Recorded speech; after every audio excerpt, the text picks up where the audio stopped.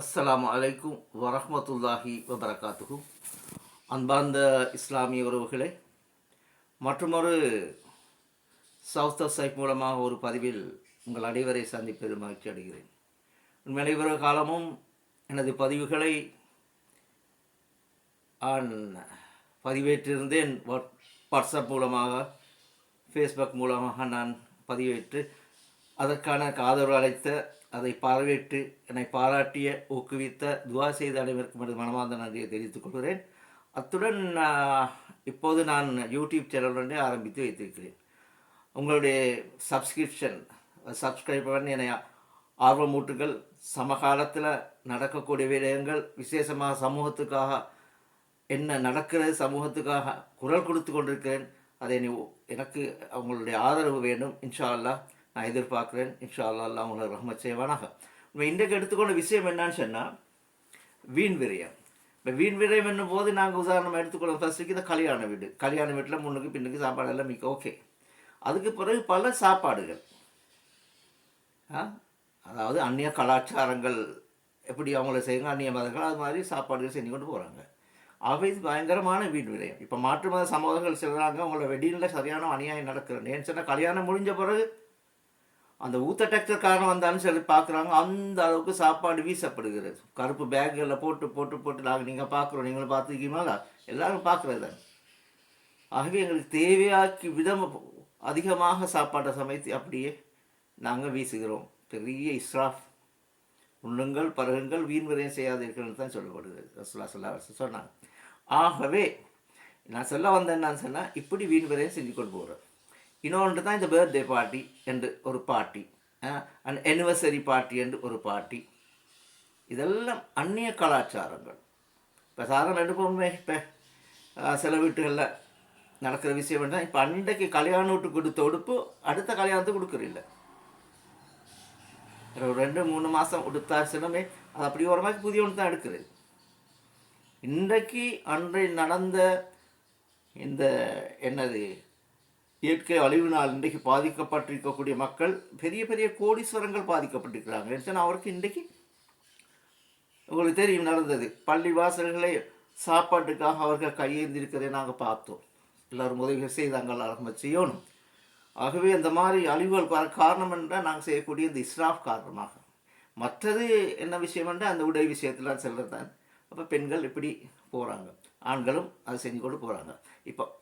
இப்போ அடுத்த விஷயம் என்னென்னா, கட்டிடம் கட்டுற விஷயம். சாதாரணமாக அல்ஹம்துலில்லாஹ் ஒரு தாராளமான பெரிய வீடு ஒன்று கட்டிக்கொள்ளணும். அவருக்கு அது கட்டாய வீடு, ஒரு வாகனம் இருக்கணும், அந்த தகுதி கேட்ட அந்த மாதிரி இருந்தால் அல்ஹம்துலில்லாஹ் எங்களுக்கு வரும். ஆனால் இல்லை, அதை மாளிகை மாதிரி கட்டி கொண்டு போகிறாங்க.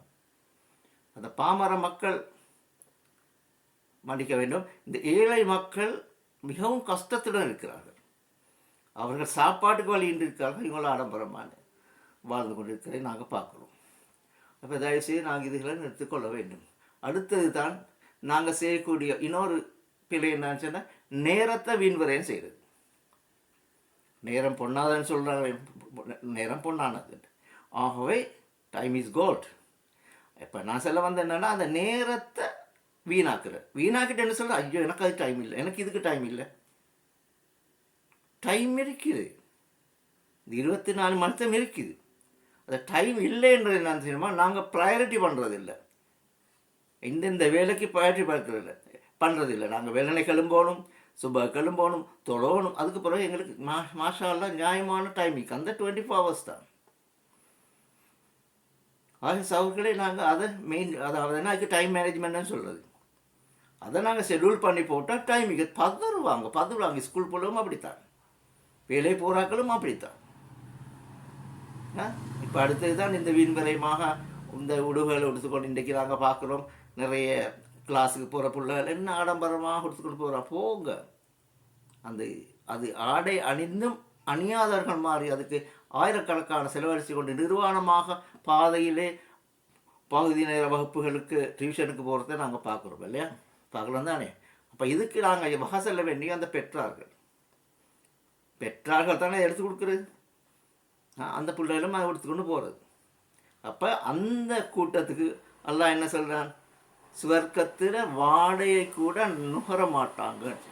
அந்த சுவர்க்கத்தில் வாடையை நுகர மாட்டாங்கன்றது அர்த்தம் என்னன்னு சொன்னால், சுவர்க்கத்தை வாட சுவர்க்கத்திலேருந்து 70,000 கிலோமீட்டருக்கு அங்கே வரைக்கும் வாடை அடிக்குமா. அப்போ இந்த மக்கள் 70,000 கிலோமீட்டர் அங்களிக்கிறது. அப்போ சொர்க்கத்தில் வாடைன்ற இதை நல்லா பாதுகாத்தவர்களே தவிர. ஆகவே நாங்கள் உண்மையில் வீண் விரயத்திலிருந்து நாங்கள் எங்களை பாதுகாத்து கொள்ளணும். அல்லாட அழிவு தண்டனை இந்த வீண் விரயத்தால் நடக்குது. நாங்கள் பார்த்தோம் தானே.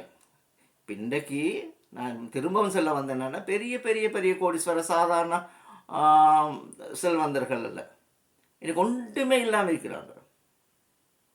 அவன் இந்த அழிவு அவங்களுக்கு மட்டுமல்ல, எங்கேயும் வரலாம், எப்பயும் வரலாம். ஒரு நிமிஷம் தாளாது, சாரி ஒரு செகண்ட். இப்போ நாங்கள் எவ்வளோ சொல்ல பார்ப்பா, எங்களோட தொழுகையில் பார்த்தா அதில் பொடுபோக்கு, விட்டு விட்டு தொழுகிறது, டைமுக்கு தொழுகிறது இல்லை. விசேஷமாக நான் எந்த பதிவில்லைன்னு சொல்கிறது தானே ஃபஜ்ருடைய தொழுகை. அங்கே தான் பறக்கத்திக்கிறது. அந்த ஃபஜ்ருடைய தொழுகையை தொழாமல் என்ன செஞ்சாலும் அவங்களுக்கு பறக்கத்து வராது. சும்மா கிடைக்கும், வியாபாரம் நடக்குது, அப்படி நடக்குது, இப்படி எல்லாம் நடக்குது, நான் இன்றைக்கி மாஷால இப்படி, அது ஒரு டெம்பரரி. அதை விட ஒரு நஷ்டம் வரும். நாங்கள் எல்லாம் பயந்து சுபக கிளம்பி இமாஜாமாத்துக்கு பள்ளி போகாட்டி அல்லாஹ் தஆலா பாதுகாத்தவர்களை தவிர உண்மையில் அல்லாஹ் தண்டனை எதிர்பார்க்கிறோம். இன்ஷா அல்லாஹ் நான் இத்துடன் எனது பதிவை முடித்துக்கொள்கிறேன். இன்னும் ஒரு பதிவில் உங்கள் அனைவரையும் சந்திக்கும் வரை விடைபெறும் நான் சைஃபுல்லா தாஹித், சவுத்து சைஃபுக்கா. அஸ்ஸலாமு அலைக்கும் வரஹ்மத்துல்லாஹி வபரகாத்துஹு.